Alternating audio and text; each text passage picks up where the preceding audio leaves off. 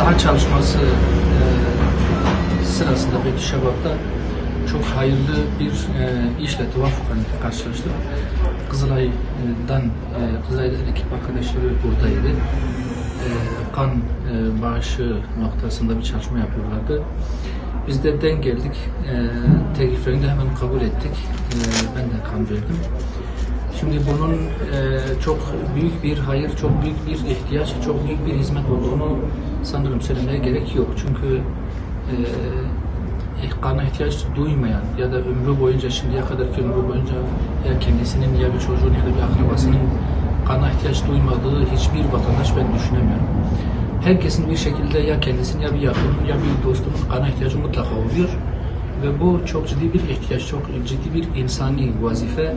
Dolayısıyla biz buna Beytü Şebap'ta denk geldik. Allah Teala burada kısmet etti bize. Daha önce de elbette vermiştim.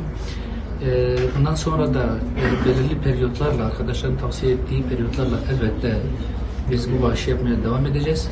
Ve bütün vatandaşlarımızdan da insani bir hizmet olarak, insani bir sorumluluk olarak zaman zaman kan bağışında bulunmalarını tavsiye ediyoruz. Çünkü bu dönüp dolaşıp kendilerini bulacak. Hem dünyada hem ahirette inşallah önlerine çıkacak ve belki de kendi hayatlarını kurtaracaktır. Ya da en yakınlarından birisinin, en sevdiklerinden birisinin hayatını kurtarmasına vesile olacaktır. Bu nedenle biz şiddetle tavsiye ediyoruz. Herkes muhakkak bu kampanyaya dahil olsun ve bunu sürekli hale getirsin.